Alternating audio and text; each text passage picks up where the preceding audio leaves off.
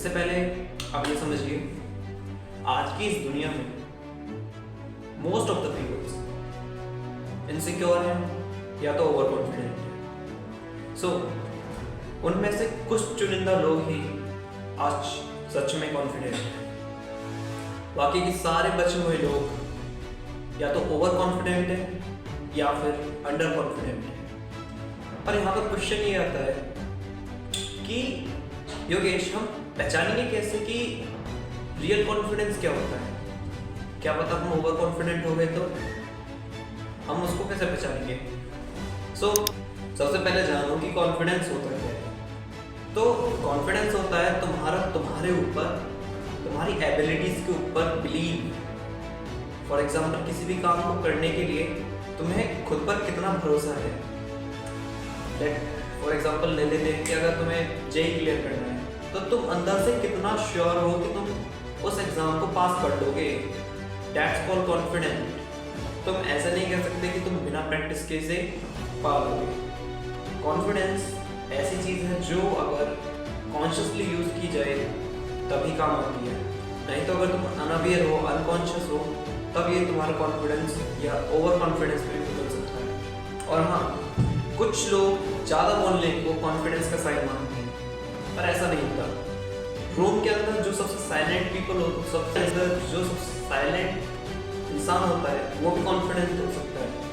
Because जब आप confident होते हो तब आपको पता होता है कि आप सही कर रहे हो, फिर आपको किसी दूसरे को प्रूव करने की ज़रूरत नहीं पड़ती। तो ऐसा नहीं होता कि वो बहुत ज़्यादा बोलते हैं, पर कॉन्फिडेंट लोग बहुत कम भी बोलते हैं। Calmness, silence and emotional control, ये कुछ कॉन्फिडेंट लोगों की पहचान होती है। अब क्वेश्चन आता है कि हम कैसे कॉन्फिडेंस अपने अंदर डेवलप कर सकते हैं। आप 3 स्टेप्स में अपने अंदर कॉन्फिडेंस डेवलप कर सकते हैं।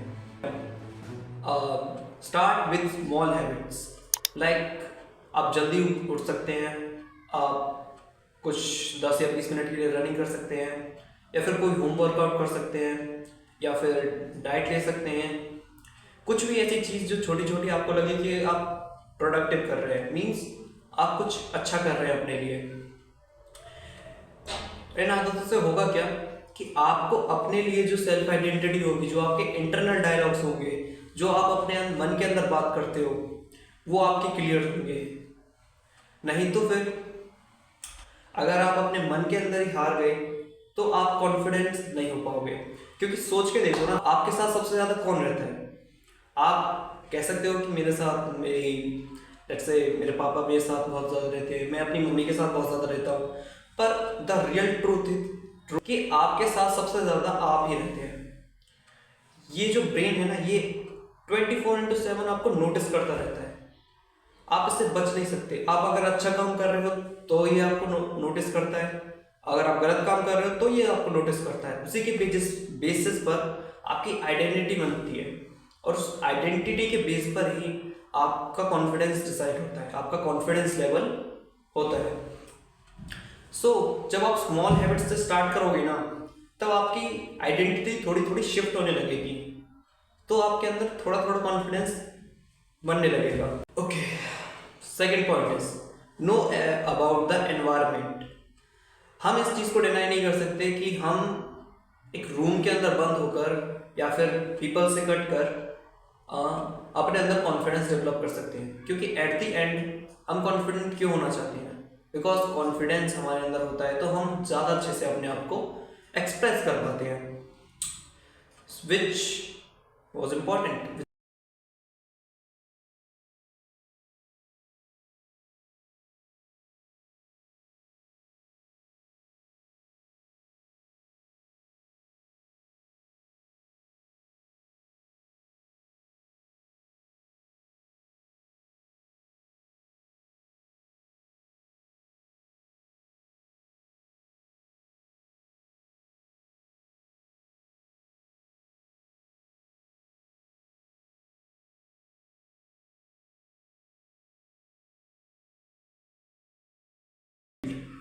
नो अबाउट द फील्ड का मतलब है कि अपने एनवायरनमेंट के बारे में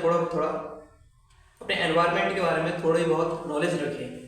क्योंकि अगर आप दुनिया भर की चीज़ें कर रहे हो, मान लेते हैं आप सेल्फ डेवलपमेंट में मोटिवेशन ले रहे हो, सेल्फ डेवलपमेंट के लिए आप बहुत ज़्यादा वर्कआउट कर रहे हो, और अगर आपकी एक मेन फील्ड है विच इज़ कोई भी हो सकती है, जैसे कि आपकी सोशल मीडिया फील्ड या फिर पढ़ाई की फील्ड, और आप उसके बारे में अवेयर नहीं है, तो ये कॉन्फिडेंस आपका ज़्यादा टाइम तक टिकेगा नहीं, चाहे आप कितनी भी सेल्फ इम्प्रूवमेंट वीडियो देख लो।